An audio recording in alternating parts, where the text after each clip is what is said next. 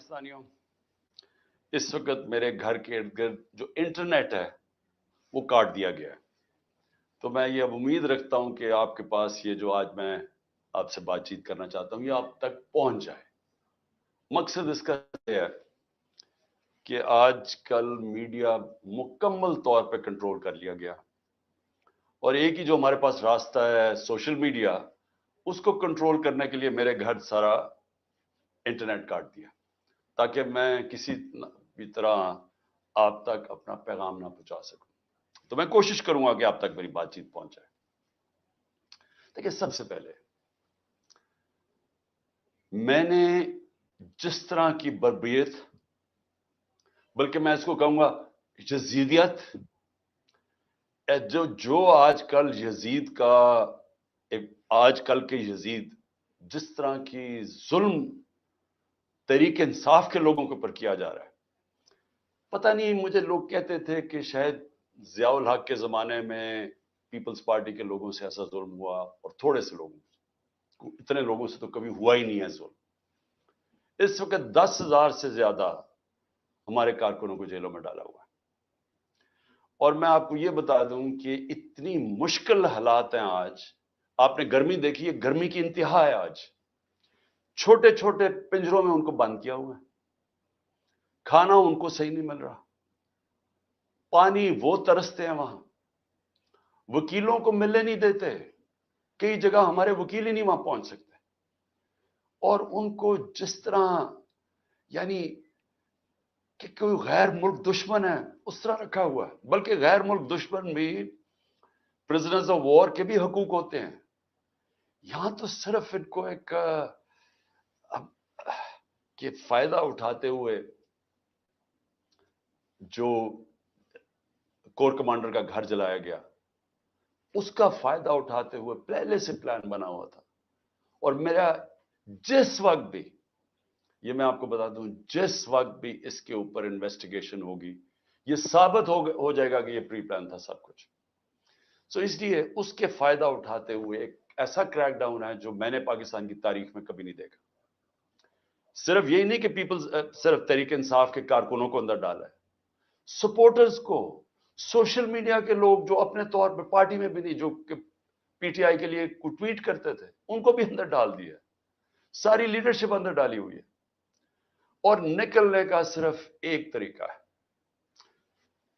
کہ ایک وہ جادو کے لفظ کہہ دو، وہ جس طرح ہوتا تھا نا، کھل جا سم سم، آپ جادو کا لفظ کہہ دیں کہ جی میں تحریک انصاف میں نہیں ہوں، تو آپ رہا ہو سکتے ہیں۔ یعنی یہ مذاق ہو رہا ہے ہمارے ملک کے ساتھ۔ کسی بھی دور کے اندر میں نے یہ نہیں دیکھا کہ صرف اور صرف آپ کے اوپر، اگر آپ نہیں کہتے کہ میں تحریک انصاف میں ہوں، تو آپ کے اوپر ظلم ہوں گے، تشدد ہوگا، آپ کو اس جگہ اس طرح کی گرمی کے اندر آپ کو دڑبوں میں بند کر دیں گے۔ لیکن جب آپ یہ کہیں گے کہ میں تحریک انصاف چھوڑ رہا ہوں، تو سب کچھ ٹھیک ہو جائے گا، آپ کے سارے گناہ معاف ہو جائیں گے۔ اور پھر مجھے جو حیرت ہے آج کہ کوئی ہیومن رائٹس کی آوازیں نہیں نکل رہی۔ وہ جو لوگ شور مچاتے تھے آزادی صحافت کی اور بڑا ظلم کر رہا ہے عمران خان، یعنی اب کدھر گئی ہے آزادی صحافت؟ سارا میڈیا دبایا ہوا ہے، پروپیگنڈا چل رہا ہے، ون سائیڈڈ چیزیں جا رہی ہیں۔ ہمارے لوگ اب جاتے ہوئے ڈرتے ہیں میڈیا کے اوپر کہ پکڑ کے جیل میں ڈال دیں گے۔ ون سائیڈڈ چیزیں چل رہی ہیں، لوگ اب اتنا خوف اور ہراساں پھیلایا، اور میں نے خود کہا ہوا ہے اپنے لوگوں کو کہ چھپ جاؤ۔ میں خود کہہ رہا ہوں اپنے کارکنوں کو، اپنے آفس بیررز کو، اپنے عہدیداروں کو، کوئی ضرورت نہیں ہے آپ کو سامنے آنے کی، اپنے گھروں میں نہ رہو، چھپ جاؤ، کیونکہ یہ جو اندھیری رات ہے، یہ جو رات میں سب سے زیادہ اندھیرا ہے، یہ زیادہ دیر نہیں چلتا۔ اور اللہ قرآن میں کہتا ہے کہ اس کو جو سب سے زیادہ چیز پسند ہے، مشکل وقت میں صبر کرنا۔ صبر کریں۔ مجھے پوری طرح احساس ہے کہ آپ کے اوپر کیا گزر رہی ہے، لیکن جو مجھے افسوس ہے کہ ہمارے کوئی بھی ہیومن رائٹس کے جو لوگ ہیں، وہ ڈر ڈر کے کوئی ایک آدھ بیان آ جاتا ہے، اور پھر میں صحافیوں کو کہوں گا، میں سمجھتا تھا کہ ہمارے صحافی بڑے پرو ڈیموکریسی ہیں، چلے جی، میرے بڑے خلاف ہوں گے، لیکن ڈیموکریسی کے لیے تو ساتھ ہے۔ تو وہ یہ جو تماشا ہے یہ کیسے دیکھ رہے ہیں؟ کیا ان کا کوئی ضمیر نہیں جاگ رہا؟ کیا جب انہوں نے شیرین مزاری سے جو ہوا اور جو اس نے پھر آخر میں جا کے پارٹی چھوڑی، کیا ان کو کوئی دل میں آواز نہیں کوئی آئی کہ یہ اس سے بڑا ظلم کیا ہو سکتا ہے ایک معاشرے پہ؟ کوئی آپ کو یہ لگا نہیں؟ جو عورتوں کی تنظیم ہے، جو عورتوں کے حقوق کے اوپر بات کرتی، کہ ایک ایسی عورت جو بیوہ، والدہ اس کی بیوہ، بیٹی ایک جو اس کا دھیان رکھ رہی ہے، جو بلڈ پریشر کی مریض، اس سے جو انہوں نے کیا ہے اس گرمی کے اندر، کبھی ایک جیل میں لے کے جائیں، اس کے بعد ادھر سے نکال کے دوسرے جیل میں لے جائیں، ادھر عدالت اس کو ضمانت دے، کوئی اور کیس میں پکڑ کے لے جائیں، گجرات لے گئے اس گرمی کے اندر۔ تو بلڈ پریشر کی شیرین، ہمیں پتہ ہے اس کی صحت نے یہ اجازت ہی نہیں دینا تھا۔ میں نے تو شکر کیا کہ اس نے اس ظلم سے اپنے آپ کو بچانے کے لیے اس نے پارٹی سے ریزائن کیا۔ لیکن کس کو نقصان ہوا؟ پاکستان کی پالیٹکس کو نقصان ہوا۔ شیرین ہماری ٹاپ پارلیمنٹیرین تھی، میری کیبنٹ کے اندر وہ منسٹر تھی جو جس طرح وہ پڑھ لکھ کے ایک ایک ایشو کے اوپر آتی تھی، کوئی اور کیبنٹ منسٹر، ایک ہماری ڈاکٹر ثانیہ تھی، کہ اتنی محنت کر کے کبھی کیبنٹ میٹنگ میں نہیں آئی جو شیرین آتی تھی۔ اس کے علاوہ سارے اس کے دشمن بھی جانتے ہیں کہ وہ ایک محب وطن پاکستانی، وہ کبھی بھی اینٹی پاکستان کا نہیں سوچ سکتی تھی۔ شیرین مزاری جان دے دے لیکن وہ ایک پاکستان کے ہر کاز کے لیے کھڑی ہوتی تھی۔ جو لوگ اس کو الٹرا نیشنلسٹ کہتے تھے، کئی دفعہ وہ کئی ناراض ہو جاتے تھے کہ وہ بڑی سخت باتیں کرتی تھی، لیکن وہ نظریاتی عورت تھی۔ تو اس سے نقصان تحریک انصاف کو تو چلے ہوا، لیکن پاکستان کی سیاست کو اور جمہوریت کو نقصان پہنچا ہے۔ اور عورتوں کو، بڑی کم عورتوں کے اندر اس طرح کی صلاحیت ہے پاکستانی پالیٹکس میں جو شیرین میں تھی۔ لیکن اس کے علاوہ مجھے آج پیغام آیا ہے کہ جی میں اب اور برداشت نہیں کر سکتا۔ انہوں نے میرے گھر پہ لوگ بھیجے، گھر کے اندر گھس گئے لوگ، انہوں نے آ کے رات کو بیوی، میرا 13 سال کا بچہ وہاں اندر گھس گئے، میری بزنسز کے اوپر، میرے رشتہ داروں کے اوپر پریشر ڈال دیا۔ لیکن کہتا آخر میں انہوں نے کہا میں تمہارے 13 سال کے بیٹے کو اٹھا کے لے جائے گا، تو میں جی اور پریشر برداشت نہیں کر سکتا، وہ بھی چھوڑ گیا۔ تو یہ اس وقت کا حالات ہے کہ کسی نہ کسی طرح پی ٹی آئی کو چھوڑیں گے، سب کچھ گناہ معاف ہو جائیں گے۔ میں اس وقت مجھے حیرت ہو رہی ہے، اور مجھے کئی لوگوں کے اوپر خود پتا ہے کہ ان کے اوپر کتنا پریشر تھا، کیونکہ مجھے بتاتے رہے کہ یہ کر رہے ہیں، اب یہ وہ کر رہے ہیں، اب میری بزنس بند کر دی ہے، اوکاڑا کے اندر اس کے گھر، کسی کا گھر بن رہا تھا وہ گرا دیا، بلڈوز کر دیا، کسی کی دکانیں تھی وہ گرا دی جا کے۔ تو میں پھر سے، کیا یہ ہمارے وہ لوگ جو کہ بڑے جمہوریت کے سپاہی تھے اور وہ ہیومن رائٹس آرگنائزیشنز، کیا ان کو یہ نظر نہیں آ رہا کہ یہ نہیں ہے کہ یہ صرف تحریک انصاف کو نقصان پہنچ رہا ہے، یہ ہماری جمہوریت ختم کی جا رہی ہے۔ یہ وہ دور آ رہا ہے کہ اس کے اندر جمہوریت ختم ہو جائے گی، کیونکہ اس میں صرف یہی نہیں ہو رہا، ایک جو بنیادی چیز ہوتی ہے جمہوریت میں، فنڈامنٹل رائٹس، بنیادی حقوق کی حفاظت کی جاتی ہے جمہوریت میں۔ مغرب کے اندر، یورپ میں، انگلینڈ میں لوگ کیوں جاتے ہیں؟ اپنے ٹیکس دیں، قانون نہ توڑیں، آزاد ہوتے ہیں، کوئی ان کے بنیادی حقوق کے خلاف نہیں جا سکتا، وہ عدالت ان کی حفاظت کرتی ہے۔ ہم تو بنیادی حقوق ہی ختم ہو گئے، فنڈامنٹل رائٹس کا معنی ہی ختم ہو گیا یہاں۔ یعنی جو میڈیا سے انہوں نے کیا، عمران ریاض سے کیا کیا؟ عمران ریاض سب سے زیادہ اس کی یوٹیوب کے اوپر ویورشپ تھی، اس کو ابھی تک عدالت نے بار بار کہا کہ ہمارے سامنے اس کو پیش کرو، کیوں نہیں پیش کر رہے؟ مجھے خوف ہے کہ اس کے اوپر تشدد اتنا کیا ہوگا کہ وہ عدالت میں لاتے ہوئے سے ڈر رہے ہیں۔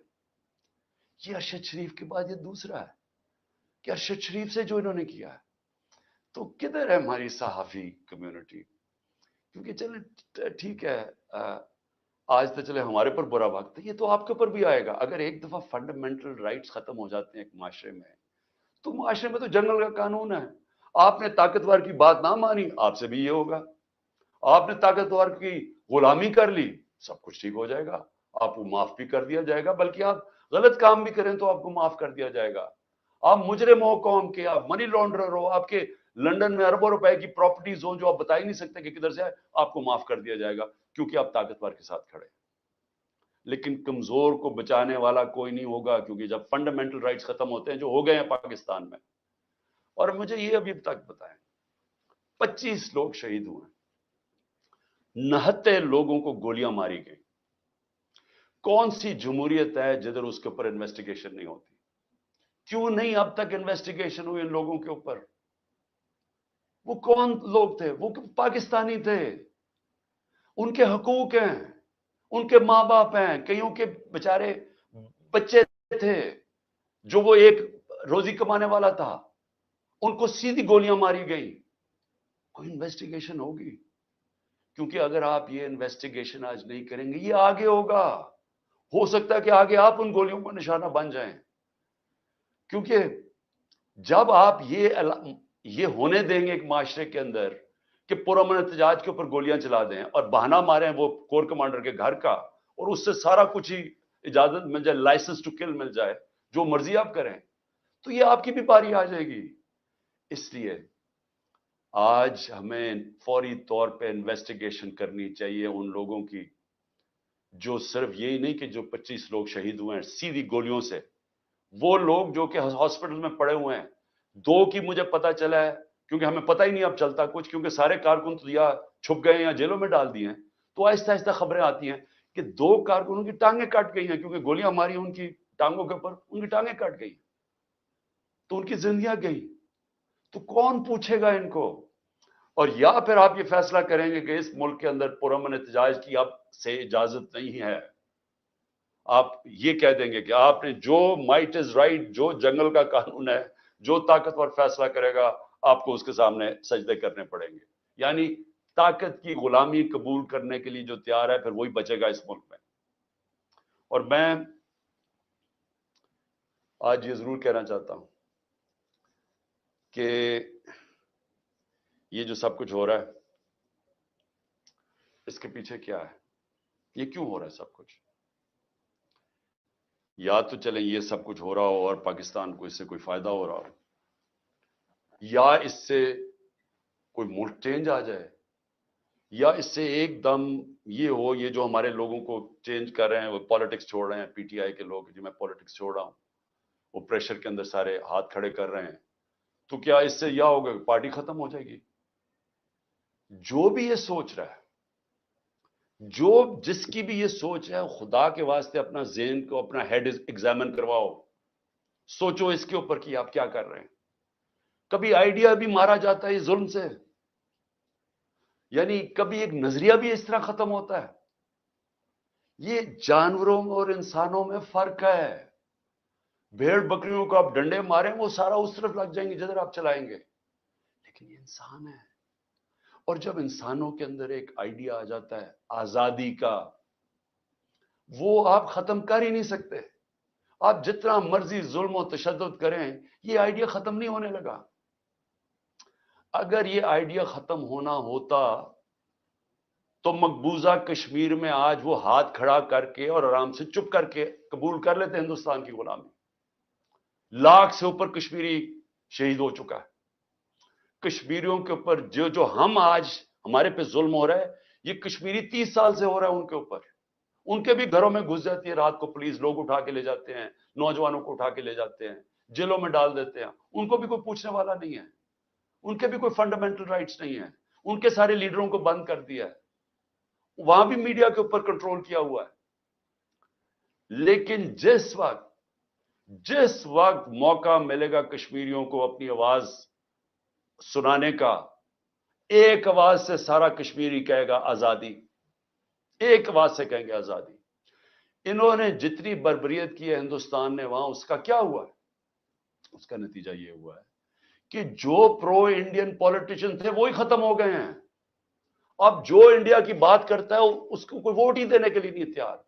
تو بجائے وہ ان کو یعنی کامیاب ہونے کے انہوں نے اور ہی کشمیری لوگوں کو آزادی کی طرف دھکیل دیا. یہی ہو رہا ہے پاکستان میں. آپ کوئی چیز کا جب ووٹ بینک بن جاتا ہے جو آج ماشاءاللہ تحریک انصاف کا بن گیا ہے, ان حربوں سے اس کو آپ ختم نہیں کر سکتے. یہ بڑھتی جائے گی اب پارٹی. لوگوں کے اندر غصہ ہے, یہ جو دیکھ رہے ہیں تماشا. کیا لوگ بیوقوف ہیں؟ ان کو نظر نہیں آ رہا کیا ہو رہا ہے؟ آپ بشک میڈیا کے اوپر جو مرضی کنٹرول کر لیں. لوگ جب مجھے ابھی بھی یاد ہے جب ذوالفقار علی بھٹو کے ایوب خان کے دور میں جب اس کے اوپر سینسرشپ تھی تو ہم اس کا ایک ایک فقرہ ڈھونڈا کرتے تھے. 2 لائنیں بھی ہوتی تھی. وہ اس وقت پاکستان ٹائمز یا وہ نوائے وقت ہوتا تھا یا جنگ ہوتا, ایک ایک فقرہ ڈھونڈتے تھے اس کا کہ وہ کیا کیا اس نے. اور اب سوشل میڈیا کا زمانہ ہے, تو اب آپ کیسے بند کریں گے؟ لوگوں کو تو انفارمیشن اب مل رہی ہے. لوگوں کو تو یہ پتا چل گیا کہ یہ سارا سٹیج مینج تھا, یہ پوری کانسپریسی کی ہوئی تھی, پری پلان بنا ہوا تھا. اب اس کے اندر کئی آئی بی نے کیا یا ایم آئی نے کیا رہی ہیں چیزیں, لیکن یہ پتا ہے کہ یہ پری پلان تھا کہ انہوں نے اس کا پورا فائدہ اٹھانا تھا تحریک انصاف کو ختم کرنے کے لیے. میرا صرف ایک ہے کہ جو نظریے کو ظلم اور یزیدیت سے ختم کرنے کی کوشش کر رہے ہیں ان کو ہیومن نیچر کا بھی نہیں پتا, ان کو انسانی تاریخ کا نہیں پتا, ان کو انسانی موومنٹس کا نہیں پتا. انہوں نے جب ایران کے اندر انقلاب آیا تھا وہاں بھی بڑی بربریت ہوئی تھی, انہوں نے بڑا ظلم کیا تھا ان لوگوں کے اوپر, لیکن نہیں روک سکے تھے. اس کو کوئی روک نہیں سکتا. میری یہ بات مان لیں, اس وقت یہ سارے لوگوں کو آپ پکڑتے جائیں ہمارے سارے پارٹی کے, اور میں ویسے آج سلام کرتا ہوں ان لوگوں کو کہ اتنے پریشر کے باوجود ہماری لیڈرشپ کھڑی ہے آج, کہتی نہیں ہم تحریک انصاف میں. میں ان کو خاص طور پہ سلام کرتا ہوں کیونکہ مجھے پتا ہے ان کے اوپر کیا گزر رہی ہے. لیکن فرض مال سارے بھی چھوڑ دیتے ہیں تحریک انصاف کو. میں آج آپ کو کہہ رہا ہوں جس کو میں پی ٹی آئی کا ٹکٹ دوں گا وہ انشاءاللہ جیتے گا, اور وہ اس لیے جیتے گا کہ لوگ فیصلہ کر بیٹھے ہیں. مجھے یہ بتائیں کبھی ہوا ہے پاکستان کی تاریخ میں کہ پی ڈی ایم پارٹیز کے ساتھ اس وقت اسٹیبلشمنٹ جڑی ہوئی ہے, ان کے ساتھ الیکشن کمیشن جڑی ہوئی ہے, ان کے ساتھ آئی بی اور ایف آئی اور ساری ایجنسیز جڑی ہوئی ہیں, ان کے ساتھ سارا جو گورنمنٹ کا یہ جو کیئر ٹیکر گورنمنٹس ہیں یہ پورا کبھی ہوا ہی نہیں ہے. Care taker government funds in کو دے رہی ہیں, سب کچھ ان کی مدد کر رہی ہیں, پھر کیوں الیکشن سے بھاگ رہے ہیں؟ یعنی جب کبھی سنا پاکستان کی تاریخ میں کہ پوری حمایت ہو اسٹیبلشمنٹ کی, اداروں کی, سب کی, الیکشن سے بھاگ رہے ہیں کیونکہ ووٹ بینک ان کا ختم ہو گیا ہے. پولیٹیکل پارٹی تب ختم ہوتی ہے جب اس کا ووٹ بینک ختم ہوتا ہے. ان کا ووٹ بینک ختم ہے. آپ اس گھوڑے کے اندر جتنی مرضی پھونک بڑھتے رہیں, اس سے گرنا ہی ہے. جب ریس میں کھڑا ہوگا یہ گر جائے گا. اور تحریک انصاف کو آپ نہیں ختم کر سکتے. لیکن جو میں تیسری بات کرنا چاہتا ہوں, لیکن مجھے اپنے ملک کے اوپر خوف آ رہا ہے. عمران خان کو باہر کرتے کرتے یہ تو ہمارا ملک تباہ کر رہے ہیں. کوئی سوچ رہا ہے کہ معیشت کس طرف جا رہی ہے؟ کوئی اب تنخواہ دار طبقے سے کسی نے پوچھا اب یہ بل آئیں گے بجلی کے, ان سے ذرا پوچھا کہ وہ کیسے بل دیں گے؟ کبھی کسی نے پوچھا ہے کہ جو 100 روپیہ تھا ہمارے دور میں جب ہم چھوڑ کے گئے ہیں وہ صرف 50 روپے اس کی قیمت, خریدار قیمت رہ گئی ہے. تو اس مہنگائی کے اندر کسی نے پوچھا ہے کہ اس ملک کا کمزور طبقہ کیسے گزارا کر رہا ہے؟ کمزور طبقہ چھوڑے, میں تنخواہ دار طبقے کی اب بات کر رہا ہوں جن کو اچھی خاصی تنخواہیں ملتی ہیں. وہ سوچے وہ کیسے گزارا کر رہے ہیں. اور سوچا ہے کہ اس وقت ہمارے جو پروفیشنلز ہیں جو دنیا میں کہیں بھی نوکری کر سکتے ہیں, 9 لاکھ پروفیشنل ملک چھوڑ کے چلے گئے. اس کی کوئی اندازہ ہے کہ یہ کتنا بڑا نقصان ہے؟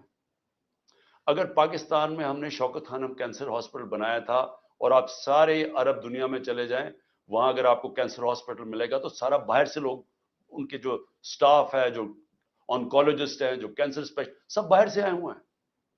پاکستان میں کیوں ہم بنا سکے انٹرنیشنل کیلیبر کا ہاسپٹل؟ کیونکہ کوالیفائڈ پاکستانی باہر سے آئے تھے یہاں کام کرنے کے لیے. اب وہ لوگ باہر جانے کا سوچ رہے ہیں.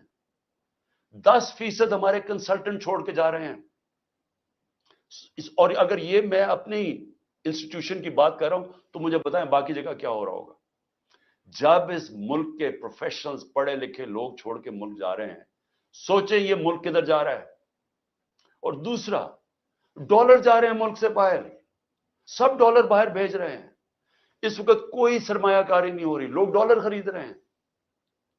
300 سے زیادہ تو روپیہ ڈالر ہو گیا پاکستان میں. کیا اس کا اندازہ ہے کہ اب ملک کے اوپر کیا ہونے والا ہے؟ نہ کوئی انویسٹمنٹ آ رہی ہے, کوئی سرمایہ کاری نہیں آ رہی, نہ پاکستان کے اندر کوئی سرمایہ کاری کرنا چاہتا ہے نہ باہر. وہ ڈالر پکڑ کے بیٹھ گئے. نہ باہر سے کوئی کمرشل بینک پیسے دینے کے لیے تیار ہے, نہ باہر سے کوئی انویسٹر آنے کے لیے تیار ہے.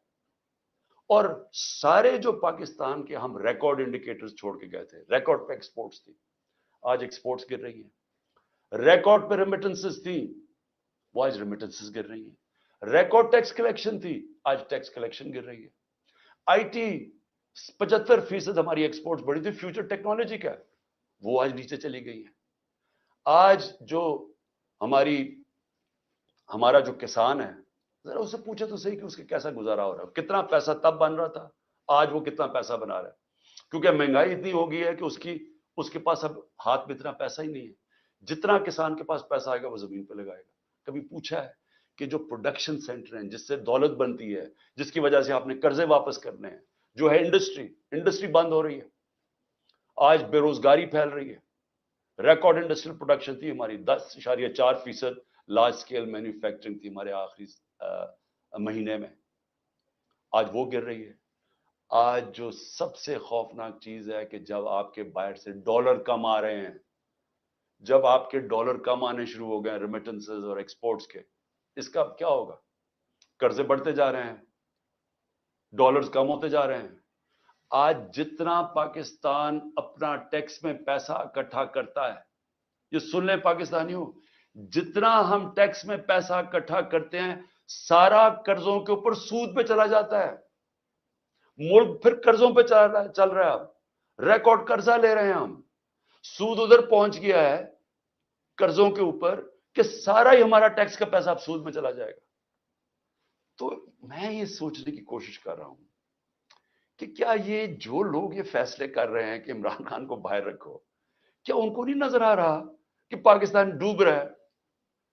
کیا ان کو نہیں نظر آ رہا کہ ان کے پاس روڈ میپ کوئی نہیں ہے؟ میں آج میں کمیٹی بنانے کے لیے تیار ہوں, ایک مذاکراتی کمیٹی. کسی سے بھی, وہ جو بھی اس وقت طاقتور لوگ ہیں, میں ان سے جا کے وہ بات کریں. وہ دو چیزیں کر لیں, کیونکہ اور تو ابھی مجھے تو سمجھ نہیں آ رہی. ہم نے بڑی کوشش کی بات کرنے کی, جو یہ پہلے لوگ تھے وہ عجیب باتیں کرتے تھے کہ جی ہم تو اکتوبر میں الیکشن کروائیں گے.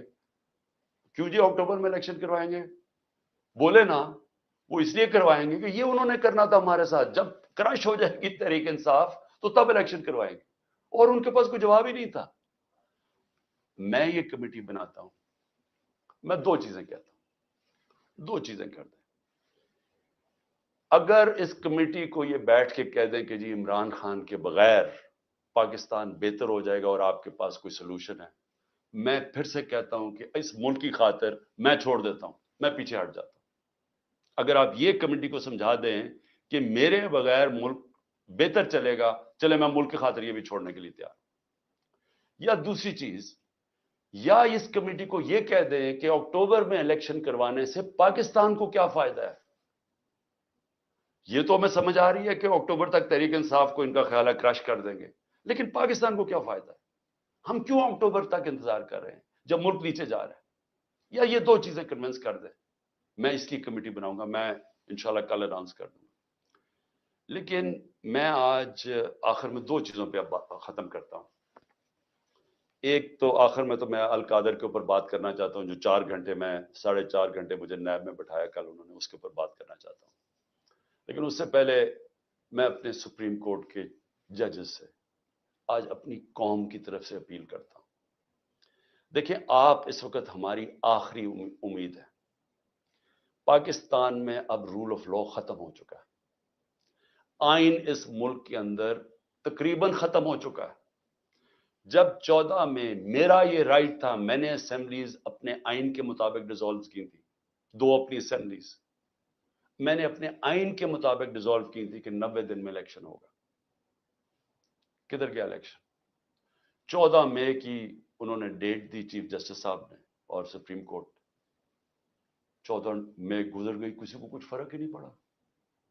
تو اس کا مطلب تو آئین جب آپ کا گیا ہے تو رہ گیا جنگل کا قانون. اب تو اس میں مطلب کہ جو طاقتور وہ فیصلہ کرے گا کون سا آئین کی شکل پہ چلنا ہے اس نے. نظریہ ضرورت تو شروع ہو گیا پاکستان میں. میں اپنے سپریم کورٹ کے ججز کا، مجھے پتا ہے آپ کے اندر اختلافات ہیں. دیکھیں ملک کے لیے بہت ضروری ہے. آپ نے اگر اس ملک کی جمہوریت کو نہ بچایا اور آخری امید اب آپ رہ گئے، یہ تاریخ آپ کو معاف نہیں کرے گی. کیونکہ جا رہا ہے جس طرح پاکستان جا رہا ہے، یہ ساری ہماری ڈیموکریسی کو ڈسمینٹل کیا جا رہا ہے. سارے جو جمہوریت کے ادارے ہیں وہ ایک ایک کر کے تباہ کیے جا رہے ہیں. یا جمہوریت نہیں ہے اب. ہم تو میں بیٹھا ہوتا ہوں ہر روز کہ کس دن آ کے مجھے پکڑ لیں گے. ایک دم انٹرنیٹ بند کر دی پکڑ کے. یعنی کون سی جمہوریت میں ہوتا ہے؟ سارے لوگوں کو جیلوں میں ڈال دیا. مجھے یہ نہیں پتا میں اب کسے کانٹیکٹ کسے کروں. میرے سے کانٹیکٹ ہی کوئی نہیں ہو رہا. نہ مجھے لیڈرشپ ملتی ہے نہ کوئی ملتا ہے. جو میں زوم پہ میٹنگ کرتا تھا انہوں نے وہ انٹرنیٹ بند کر زوم ہی ختم کر دیا. تو میں تو تیار بیٹھا ہوں کہ جو بھی کرنے کے لیے آئیں گے، جب بھی پکڑیں گے، میں تو خیر تیار بیٹھا ہوں، ہر روز تیار ہوتا ہوں. لیکن میں آپ سے، سپریم کورٹ کے ججز صاحبان، دیکھیں قوم آپ کی طرف دیکھ رہی ہے اور یہ آپ کی یونٹی اس قوم کے لیے بہت ضروری ہے. آپ کے اوپر اب ہے کہ اس ملک کی جمہوریت کے لیے سٹینڈ لیں. آپ کے لیے ضروری ہے کہ اس ملک کو آپ بچائیں کہ یہ ٹوٹل جنگل کا قانون، بنانا ریپبلک بن رہا ہے ہمارا ملک. یہاں کسی شہری کو اس وقت جو آج آواز اٹھاتا ہے، کوئی تنقید کرتا ہے، اس کو یا اٹھا کے لے جاتے ہیں یا اس کو مارے پڑتی ہیں یا ان کی بزنسز بند کر دیتے ہیں. یعنی یہ تو ایسے لگ رہا ہے کہ ہم وہ ہٹلر کے گسٹاپو کے دنوں میں بیٹھے ہوئے ہیں. یعنی ہمارے لیے تو وہ دن آ گئے. تو موزز سپریم کورٹ کے ججز صاحبان، یہ آپ کے اوپر بہت بڑی ذمہ داری ہے. اور اللہ ان لوگوں کو، جن لوگوں کو ذمہ داری دیتا ہے، ان کے اوپر امتحان بھی بڑا ڈالتا ہے. یہ آپ کے اوپر ہے ہماری جو رئیس جمہوریت ہے اس کو بچانا، کیونکہ ہمیں اور اب کوئی امید نہیں نظر آ رہی. آخر میں القادر کے اوپر دیکھیے چیزیں، اب آپ نے ایسے سمجھنا ہے کہ یہ ساری جو ایک کیبنٹ کے اندر فیصلہ ہوا تھا 3 دسمبر 2019 میں، اب آپ نے ایسے دیکھنا کہ آپ میرے کیبنٹ ممبرز ہیں اور آپ نے کیا فیصلہ کیا. یہ میں نے اب سارا میرا جو کیس بنا ہوا ہے وہ یہ کہہ رہے ہیں کہ یہ عمران خان آپ نے فیصلہ غلط کیا. آپ نے یہ فیصلہ اس لیے کیا کہ وہ القادر ٹرسٹ جو 1 سال پہلے بننا شروع ہو گیا تھا، آپ نے فیصلہ کیا اور اس کی گراؤنڈ بریکنگ ہو گئی تھی اس سے 7 مہینے پہلے. لیکن یہ کہہ رہے ہیں کہ وہ القادر ٹرسٹ میں کیونکہ آپ کو فائنینشلی فائدہ ہوا، جو کہ نہیں ہوا، اس لیے آپ نے یہ غلط فیصلہ کیا. اب یہ فیصلہ کیا تھا ذرا آپ نے سمجھنا ہے کہ آپ میرے کیبنٹ ممبر. کیبنٹ کے سامنے یہ چیز رکھی گئی کہ جی ہمارے ایک ملک ریاض کے اور این سی اے ہوتا ہے نیشنل کرائمز، ان کی نیشنل کرائم ہوتی ہے ایجنسی. وہ این سی اے نے ملک ریاض کے پیسے فریز کر دیے 190 ملین پاؤنڈ انگلینڈ کے اندر. اور ورڈ یہ سنیں، انہوں نے کہا یہ سسپیشس ٹرانزیکشن ہے. انہوں نے منی لانڈرنگ نہیں کہا. انہوں نے کہا کہ ہمیں شک ہے کہ یہ پیسہ یہ وائٹ پیسہ نہیں ہے، بلیک کا پیسہ. انہوں نے پیسے فریز کر دیے. ملک ریاض اور این سی اے کے بیچ میں ایک اگریمنٹ ہو جاتی ہے، ان کے وکیل اگریمنٹ کر لیتے ہیں. اس اگریمنٹ کے تحت یہ فیصلہ ہوتا ہے، ملک ریاض کہتا ہے کہ یہ جو 190 ملین پاؤنڈ ہے، یہ میں پاکستان میں جو میں نے سپریم کورٹ کو وعدہ کیا تھا، جو میرے اوپر جرمانہ لگا تھا، میں یہ اس اکاؤنٹ میں ڈالنا چاہتا ہوں سپریم کورٹ کے. ہماری کیبنٹ کے سامنے اب یہ آتا ہے کہ آپ کے پاس 2 چوائسز ہیں. اگر آپ اس کو، یہ اگریمنٹ کو کانفیڈینشل رکھیں گے، یعنی آپ کیبنٹ کے اندر کھولیں گے نہیں، کیونکہ انہوں کا یہ تھا کہ جب کیبنٹ میں اگریمنٹ کھلے گی تو وہ پبلک ہو جائے گی، کیونکہ کیبنٹ کے منٹس پبلک ہو جاتے ہیں۔ تو انہوں نے کہا کیونکہ وہ پبلک ہو جائے گی اس لیے ہم اس کو کانفیڈینشیل رکھتے ہیں، لیکن اگر عدالت کھولنا چاہے تو وہ کھول سکتی ہے، یا کوئی ایجنسی نیب کوئی کھولنا چاہے کھول سکتی ہے۔ یہ تھی اگریمنٹ۔ لیکن اگر آپ یہ نہیں مانتے، اب یہ ذرا غور سے سنیں، اگر آپ اس کو کانفیڈینشیل نہیں رکھتے تو آپ کو پاکستان کی گورنمنٹ کو برطانیہ کے اندر جا کے کیس کرنا پڑے گا کہ یہ جو 190 ملین پاؤنڈ ہے یہ پاکستان سے منی لانڈرنگ ہو کے گیا ہے، اور آپ کو ثابت کرنا پڑے گا کہ یہ پاکستان سے منی لانڈرنگ ہوئی ہے۔ اب سمجھ گئے؟ اب اگر آپ یہ کیس ہار گئے تو یہ پیسہ انگلینڈ میں رہ جائے گا، یہ آپ کا 190 ملین پاؤنڈ چلا جائے گا، یہ انگلینڈ میں رہ جائے گا۔ تو اگر آپ کو کیس جیت جاتے ہیں تو پھر وہ پاکستان میں آئے گا، اور وہ دوسری مد میں آئے گا، وہ آئے گا اس مد کے اندر کہ یہ جو سپریم کورٹ کی جو اکاؤنٹ ہے اس میں نہیں جائے گا، گورنمنٹ آف پاکستان کو آ جائے گا منی لانڈرنگ۔ اب کیبنٹ کے اندر ڈسکشن کیا ہوتی ہے؟ ہمیں بتایا جاتا ہے کہ $100 ملین پاکستان لٹیگیشن میں، یعنی ہم وکیلوں کو دے بیٹھے ہیں اور پیسہ ڈوب چکا ہے $100 ملین، اور کچھ نہیں ہمیں ملا واپس۔ ہمیں لیگل ایکشن سے آج تک ایک آنا نہیں ملا، اور انہوں نے کہا یہ 5-6 سال لٹیگیشن چلے گی، اور کوئی گارنٹی نہیں ہے کہ آپ ثابت کر سکیں گے کہ جی منی لانڈرنگ کا پیسہ ہے آپ یہ، اور اگر آپ نے ثابت نہ کیا تو یہ پیسہ انگلینڈ چلا گیا۔ اب یہ تھا کیبنٹ نے کیا فیصلہ کیا، آپ کیا فیصلہ کریں گے کہ کیا مجھے 190 ملین پاؤنڈ مل رہا ہے وہ پاکستان آ جائے اسی وقت؟ ہمیں بڑی ڈالرز کی ضرورت تھی، ہمیں ہمیشہ ہوتی ہے، آج بھی ہمیں ڈالرز کی ضرورت ہے، اور کبھی اتنا پیسہ پاکستان نہیں آیا۔ کیا ہم اس پیسے کو فوری طور پہ لے آئیں اور سٹیٹمنٹ میں کر دیں، یا پھر ہم قانونی کارروائی میں پڑیں جو کہ 5-6 سال چلے گی اور پتہ نہیں پیسہ آئے گا نہیں؟ مجھے ایک آدمی بتا دیں کہ جو اس سے اختلاف کرے گا کہ وہ پیسہ پاکستان لے آؤ۔ میں یہ پوچھنا چاہتا ہوں کہ کون سا احمق ہوگا جو پتا ہوگا کہ آپ نے کیس بھی نہیں، یعنی کون سا یہ جوا کھیلے گا اور 5-6 سال انتظار کرو اور ہو سکتا ہے پیسہ ہی نہ آئے؟ تو ساری کیبنٹ نے فیصلہ کیا کہ جناب ٹھیک ہے، کانفیڈینشیل اگریمنٹ ہم مان لیتے ہیں، پیسہ پاکستان آ جاؤ۔ پیسہ پاکستان آ گیا، اسٹیٹ بینک کے اندر ڈپازٹ ہو گیا، سپریم کورٹ کے اندر وہ پیسہ ڈپازٹ ہو گیا 190 ملین پاؤنڈ۔ اب اگلی بات، اب نیب مجھے کہہ رہی ہے کہ آپ نے یہ اس لیے بدنیتی سے کیا کیونکہ آپ نے ملک ریاض نے آپ کے لیے القادر ٹرسٹ جو ہے وہ اس نے جو سارا اس کا سپانسر وہ تھا، تو آپ نے اس کو فائدہ پہنچانے کے لیے کر دیا۔ بھئی سوال بڑا سمپل ہے، آج آپ کے پاس 190 ملین پاؤنڈ پڑا ہوا ہے سپریم کورٹ میں، نیب آج کہے کہ یہ غلط مد میں پیسہ آ گیا ہے، آپ جا کے انگلینڈ کے اندر کیس کریں اور ثابت کر دیں کہ منی لانڈرنگ کا پیسہ، اور وہ ادھر سے ادھر چلا جائے گا۔ یعنی آپ کو کون روک رہا ہے اس چیز میں؟ کیونکہ آپ نے صرف ثابت کرنا ہے کہ منی لانڈرنگ کا پیسہ، جا کے کیس کر کے کر دیں، پیسہ تو پاکستان آ گیا، تو کون چیز کیا آپ کو روک رہی ہے؟ اگر آپ یہ سمجھتے ہیں کہ غلط مد میں چلا گیا تو آپ کے پاس تو اپرچونٹی ہے، نیب تو کیس کر سکتا ہے، کیوں نہیں کیا ابھی تک کیس؟ صرف مجھے ذلیل کرنے کے لیے، اور یہ کہہ رہے ہیں کہ مجھے ذاتی طور پہ فائدہ ہوا۔ اب القادر کیا ہے؟ میں نے یہ فیصلہ کیا تھا کہ جب بھی مجھے اللہ نے موقع دیا، دو چیزیں میں نے کی۔ رحمت للعالمین اتھارٹی سیٹ اپ کی کہ میں اپنے بچوں کو سیرت نبی اسکولوں سے شروع کریں، ریسرچ کروائیں، ہمارا کیریکٹر بلڈنگ شروع ہو، ہماری اخلاقیات بالکل ختم ہو چکی ہے، اس کو ہم اٹھائیں اپنے نبی کی سیرت کے ذریعے۔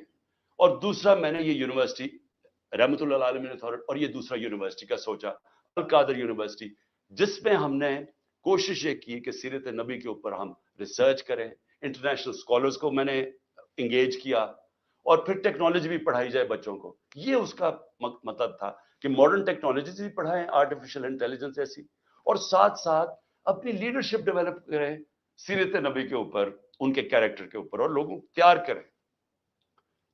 میری جو بیوی بشرا بیگم، ان کے اوپر وارنٹ نکال دیے گئے، کس چیز کے؟ کہ وہ ایک ٹرسٹی ہیں، ان کو میں نے ٹرسٹی رکھا۔ کیوں ٹرسٹی رکھا؟ کیونکہ سیرت نبی میں ان کو انٹرسٹ ہے، انہوں نے بڑی پڑھا ہوا ہے اس چیز کے اوپر، انہوں نے یعنی وہ ان کا شوق ہے کہ یہ سیرت نبی پھیلائی جائے، تو اس کو ٹرسٹی رکھ دیا. ٹرسٹی کو لکھا ہوا ہے ڈیڈ میں نہ ایک آنا مل سکتا ہے، نہ ان کی تنخواہ ہے، نہ کوئی پیسہ مل سکتا ہے، نہ ان کا پراپرٹی میں کچھ ہے، ان کا کوئی تعلق نہیں ہوتا. ٹرسٹی کا صرف کام ہوتا ہے کہ جس وجہ سے ٹرسٹ بنا تھا، مثلا شوکت خانم ہے تو شوکت خانم اگر غریبوں کا 75% مفت علاج ہونا تھا کینسر کا، تو یہ نہ ہو کہ وہ 50% کر دے. یعنی اس لیے ہوتا ہے ٹرسٹ. جو پالیسیز ہوتی ہیں وہ باقی پروفیشنل چلایا جاتا ہے، چاہے وہ القادر ہو، چاہے نمل یونیورسٹی، چاہے شوکت خانم. نہ مجھے 1 روپے کا فائدہ آج تک شوکت خانم سے ہوا، نہ نمل یونیورسٹی سے ہوا، اور نہ القادر سے ہوا. کیونکہ القادر ایک پروفیشنل اب وہ چل رہا ہے، وہاں سارے بچوں کو مفت تعلیم مل رہی ہے، جو بھی القادر میں پڑھ رہے ہیں سب کو مفت مل رہی ہے. اور ان کو جس طرح میں نے آپ کو کہا کہ اس کا مقصد کیا، یہ کہہ رہے ہیں نیب کہ مجھے ذاتی طور پہ فائدہ ہوا. کدھر؟ اچھا کیونکہ پیسے کا تو کوئی بتا نہیں سکتے، مجھے کیا پیسے کا فائدہ ہوا؟ تو کہہ رہے نہیں سیاسی طور پہ آپ کو فائدہ ہوا، کہ جس طرح القادر سے میری سیاست جم گئی. یہ ہے کیس. میں صرف آپ کو یہ بتانا چاہتا تھا کہ اتنا پروپیگنڈا ہو رہا ہے، لوگوں کو بتا. 4.5 گھنٹے مجھے نیب میں بٹھایا اور بار بار یہی پوچھتے رہے کہ جی دیکھیں آپ کو تو اس سے بڑا فائدہ ہوا. اور ملک ریاض کو آپ نے کیوں کیا؟ بھئی ملک ریاض کو اس لیے کیا کہ پاکستان کے سب سے بڑا بلڈر ہے وہ ہے ملک ریاض. اور ملک ریاض میرا کیا انٹرسٹ تھا، وہ اس کے پاس جو موبلائزنگ اکوپمنٹ ہے وہ سب سے تیزی سے کام کرتا ہے. یعنی وہ اگر آپ اسے کہے کوئی اتنی تیز کام نہیں کرتا جتنا ملک ریاض کی کنسٹرکشن کرتی ہے. میرا انٹرسٹ کیا تھا کہ وہ جلدی سے سیٹ اپ ہو القادر، جتنی جلدی سیٹ اپ ہو، اور میں اگر پرائم منسٹر تھا میں ان کو فائدہ پہنچا سکوں، انٹرنیشنل اسکالرز لا سکوں ہوتے ہوئے اس وقت. میرا تو صرف یہ انٹرسٹ تھا. اور مجھے اس سے کیا انٹرسٹ ہے؟ جس طرح ہر سال شوکت خانم میں 9 ارب روپیہ اکٹھا ہوتا ہے، تو کیا وہ میری ذات کے لیے ہو رہا ہے؟ اس لیے میں چاہتا تھا کہ میں آپ کو کلیئر کر دوں کہ جس طرح کی کوششیں کی جا رہی ہیں، اور مجھے جو انہوں نے پکڑا تھا نیب میں وہ اتنی بدنیتی تھی کہ انہوں نے 28 کو ایک دم میری جو انکوائری کو انویسٹیگیشن میں بدل دیا. مجھے انکوائری رپورٹ ہی نہیں دکھائی، اور 28 کو انکوائری سے انویسٹیگیشن کرتے ہیں، 1 تاریخ کو میرا وارنٹ نکال دیتے ہیں، اور مجھے پتہ ہی نہیں ہے کہ قانون کہتا ہے کہ انکوائری میں میرا جواب آنا چاہیے. اور جس دن میں اٹھاتے ہیں مجھے وہاں سے رینجرز آ کے مجھے جس آپ کے سامنے جو طریقہ انہوں نے اختیار کیا مجھے اٹھانے کا، اس دن میں بیل لینے کے لیے بیٹھا ہوا تھا، کیونکہ ہمیں اخباروں سے پتا چلا کہ انہوں نے انویسٹیگیشن کر دیا. کوئی انصار عباسی کا آرٹیکل آیا 30 اپریل کو، تب ہمیں پتا چلا کہ انہوں نے انویسٹیگیشن کر دیا. میرے وکیل نے لکھا لاہور اسلام آباد ہائی کورٹ کو، یہ کیا مذاق ہو رہا ہے؟ تو میں اس دن اسلام آباد ہائی کورٹ اس پہ جا رہا تھا عدالت میں، جب انہوں نے ادھر سے اغوا کر کے باہر لے گئے اور پکڑ کے. جب میں جب جیل میں پہنچا تو پہلے ہی دفعہ تب انہوں نے مجھے انکوائری رپورٹ دکھائی. تو یہ تھا سارا ڈرامہ.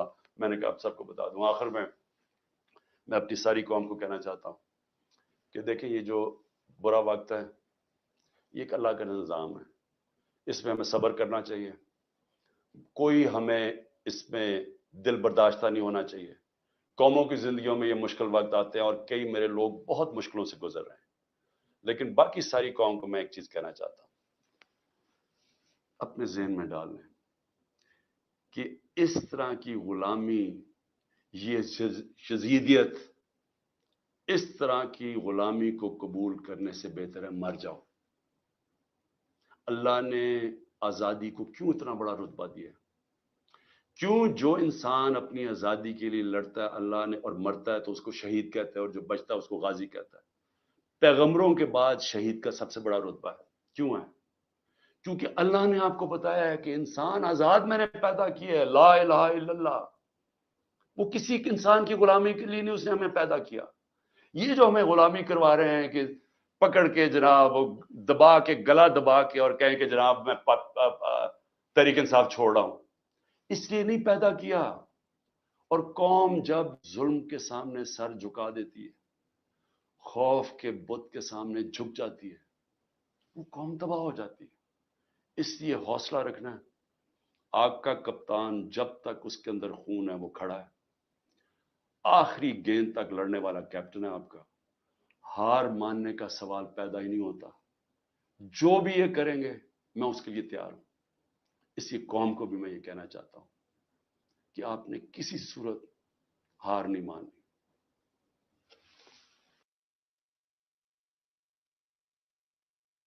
Plus. عزیزان من، عمران خان صاحب خطاب کر رہے تھے آپ کے سامنے اس وقت. عزیزان من، آپ کے سامنے عمران خان صاحب اس وقت خطاب کر رہے تھے. عمران خان صاحب کا خطاب کا جو کنکلوڈنگ پوائنٹ اور جو کرکس تھا وہ یہ تھا کہ غلامی کی زندگی سے موت بہتر ہے. میں آپ کو صرف رن ڈاؤن بہت بریفلی بہت جلدی سے 5 منٹ میں دیتا ہوں کہ خان صاحب کا جو رن ڈاؤن تھا اسپیچ کا، اس کی سمری انہوں نے انسانی حقوق کے علمبرداروں سے، خاص طور کے اوپر عورت مارچ جیسی تنظیموں سے جو ہے وہ شکایت تو نہیں کہہ سکتے لیکن ان سے سوال اٹھایا کہ آپ لوگ کدھر ہیں. کیا آپ لوگوں کو بین الاقوامی تنظیموں کو تو نظر پھر بھی آ رہا ہے وہ بول رہے ہیں، لیکن اس ملک کے اندر جو این جی اوز جو انسانی حقوق کے نام کے اوپر پیسہ کھا رہی ہیں مسلسل باہر کے ممالک سے، وہ کدھر ہیں؟ خان صاحب نے ان کے اوپر آواز اٹھائی، ان سے سوال کیا. اس کے بعد شیریں مزاری کا ذکر کر کے انہوں نے عورتوں کی تنظیموں کے اوپر بھی آواز اٹھائی. اس کے علاوہ انہوں نے کہا کہ لوگ انہیں جو ہے وہ باقاعدہ طور کے اوپر پیغامات دے رہے ہیں کہ جو ہے ان کو بالکل بس ہو گئی ہے. لوگوں کے 13 سال کے بچے جو ہیں ان کو بھی کہا جا رہا ہے کہ ان کو بھی نہیں چھوڑا جائے گا. تو ظاہری بات ہے بچوں پہ جب بات آتی ہے تو پھر لوگ مجبور ہو جاتے ہیں، اور مجبوری کے تحت جو ہے لوگ ان کو چھوڑ کے جانے کے اوپر مجبور ان کو کیا جا رہا ہے. عمران ریاض خان کا انہوں نے ذکر کیا کہ ان کو نہیں پیش کیا جا رہا. اس کی بہت بڑی وجہ یہ ہو سکتی ہے کہ ان کے اوپر تشدد اتنا زیادہ کیا گیا ہے کہ ان کو پیش نہیں کر سکتے. اور کیا وجہ ہو سکتی ہے؟ اس ملک میں قانون نام کی کوئی چیز نہیں ہے، اور انہی لوگوں نے عمران ریاض خان کو اٹھایا ہوا جنہوں نے ارشد شریف کو شہید کیا. انہوں نے اس بات کی بات کی ہے جی لازمی. اس کے علاوہ عمران خان صاحب نے بڑے زبردست بات کی کہ آپ جتنا مرضی ڈنڈا ڈولی پروگرام کر لو، جو ظلم و جبر کر لو، فیشزم کر لو، لیکن کیا اب جو ہے نظریہ یا آئیڈیا بھی مارا جا سکتا ہے ظلم اور جبر سے؟ جو بات ہم اکثر کرتے ہیں، آئیڈیا تو نہیں مارا جا سکتا جی ظلم اور جبر سے. جو نظریہ ہے وہ ختم کسی صورت بھی نہیں کیا جا سکتا. خان صاحب نے یہ بات بڑی زبردست قسم کی. اس کے علاوہ خان صاحب نے کہا جو ہم اتنے عرصے سے کہہ رہے ہیں، خان صاحب نے اس کو انڈورس کیا. انہوں نے کہا یہ جناب ہاؤس کے اوپر آپ نے جو حملے کا ڈرامہ بنایا ہے وہ تو آپ کھل کے لوگ بات کر رہے ہیں سوشل میڈیا کے اوپر کہ ایم آئی نے کیا ہے، کوئی کہتا ہے ایم آئی کہہ رہی ہے آئی بی نے کیا ہے، اس پہ تو کھل کے بات ہو رہی ہے. تو خان صاحب کا یہ مینشن کرنا اس اسپیچ میں یہ انڈورسمنٹ ہے کہ یہ مین سٹریم نظریہ اس وقت بات اس وقت پھیل چکی ہے. حقیقت جو ہے وہ آشکار ہو رہی ہے اس وقت، اور حقیقت کو آشکار کرنے کے لیے اگر آپ کہیں کہ جناب یہاں پہ کوئی مین سٹریم میڈیا پہ بات کرے گا تو بھول جائیں، یہ تو ہونا نہیں ہے. آپ کو بھی پتا ہے یہ سوشل میڈیا کے اوپر ہی بات چلے گی اور سوشل میڈیا کے اوپر یہ بات کھلے گی. اس کے علاوہ عمران خان صاحب نے ان لوگوں کو سلام پیش کیا جو اب بھی اس ظلم و جبر کے سامنے کھڑے ہوئے ہیں اور بکے نہیں ہیں اور جھکے نہیں ہیں. خان صاحب نے ان لوگوں کو جو ہے وہ خصوصی سلام پیش کیا، اور جو بک گئے اور جھک گئے ہیں ان کے لیے بڑا زبردست. فواد چودھری صاحب نے آج کہا کہ جی میں نہیں برداشت کر سکتا، پی ٹی آئی چھوڑ کے جا رہا ہوں. انہوں نے ٹویٹ کی ہے 1 گھنٹے پہلے، فواد چودھری صاحب نے جو ہے ٹویٹ کی ہے جناب کے ریفرنس مائی ارلیئر اسٹیٹمنٹ پر ہے انکویکلی کنڈیمڈ 9th میں انسیڈنٹ. مطلب پہلے میں نے ترلا جڑا کیتا ہے، اس تو بعد اگلا میں کہہ رہے ہیں کہ میں پالیٹکس چھاڑ رہے ہیں، سیاست چھاڑ رہے ہیں. مستقبل جو ہے وہ اس کے اوپر انہوں نے کمنٹ بھی اوپن نہیں کیے، کھل کے ان پہ بات بھی نہیں کرنے دے رہے. لیکن ایک آرٹیفیشل انٹیلیجنس جس کو فالو کرتے ہوں گے انہوں نے کمنٹ اس کے اوپر کیا ہے کہ وہ جن درختوں کو ناز اپنی بہار پر تھا، نکھار پر تھا، وقار پر تھا، ذرا سی آندھی چلی تو جڑ سے اکھڑ گئے ہیں، وہ ایک پل میں اجڑ گئے ہیں. ہمیں یہ باہر سے لگ رہا ہے کہ جی رہے ہیں مگر وہ اندر سے مر گئے ہیں، نظر سے سب کی اتر گئے ہیں. چمن کے نازک سے بیل بوٹے وہ نرم و تازہ نئے شگوفے وہ کم سنی سے نکلنے والے، عجب سے اکھڑ مزاج پودے ابھی کھڑے ہیں، محاذ پہ یہ نئے سپاہی ڈٹے ہوئے ہیں. نعیم زرار صاحب جو ہیں ہمارے دوست، ان کی جو بڑی زبردست قسم کی انہوں نے جو ہے یہ پوئم شیئر کی. لیکن خان صاحب نے سلام پیش کیا. یہ جو نعیم زرار صاحب جن کو کہہ رہے ہیں کہ وہ نرم و نازک نئے شگوفے وہ کم سنی سے نکلنے والے، عجب سے اکھڑ مزاج پودے، ان کو سلام خان صاحب نے پیش کیا. اور ہم امید کرتے ہیں، خان صاحب نے کہا کہ میں جس کو ٹکٹ دوں گا وہ جیتے گا. ٹھیک ہے نا، یہ ان خان صاحب نے کہا ہے، یہ یاد رکھنا یہ بات. اور خان صاحب امید کرتے ہیں کہ یہ جو ینگ لڑکے ابھی بھی نذرانے جانوں کے جان ہتھیلی پہ لگ کے آپ کے لیے پھر بھی حق اور سچ کے لیے کھڑے ہوئے ہیں، ان کو آپ ریکگنائز ضرور کریں گے، اور یہ جس طرح کے لوگ آپ کے سامنے ایکسپوز ہو گئے ہیں، اب ہم امید یہی کرتے ہیں کہ اب دوبارہ آپ ان کو جگہ نہیں دیں گے. یہ قوم کی آپ سے ڈیمانڈ ہے، کیونکہ دیں گے تو پھر قوم جو ہے وہ آپ سے بھی سوال اٹھائے گی. اس کے علاوہ خان صاحب نے بڑے زبردست طریقے سے کہا کہ جنہوں میں کھڑا کراں گا، میں کلہ ہی کافی ہوں، لیکن خان صاحب نے کہا جس کو میں کھڑا کروں گا وہ جیتے گا. مہنگائی کے اوپر بات کی، معیشت کے اوپر بات کی خان صاحب نے کہ یہ لوگ جو ہے ابھی یہ تنخواہیں اپنے بل کہاں سے دیں گے. فوج پہ تو 35% جو ہے اس بجٹ کے اندر تنخواہ بڑھ جائے گی، باقی عوام کا کیا بنے گا اس کے اوپر. خیر انہوں نے فوج کی بات نہیں کی، میں بتا رہا ہوں جو عاصم منیر اپنے افسران کو جا کے جگہ جگہ کے اوپر بتا رہے کہ جی ہم 35% آپ کو دے رہے ہیں، راشن آپ کا فری کر رہے ہیں یا اس میں ڈسکاؤنٹ کر رہے ہیں. اس کے اوپر جو بات چیت ہو رہی ہے، اور 9 لاکھ پروفیشنلز پاکستان چھوڑ کے جا چکے ہیں، خان صاحب نے اس کے اوپر بات کی.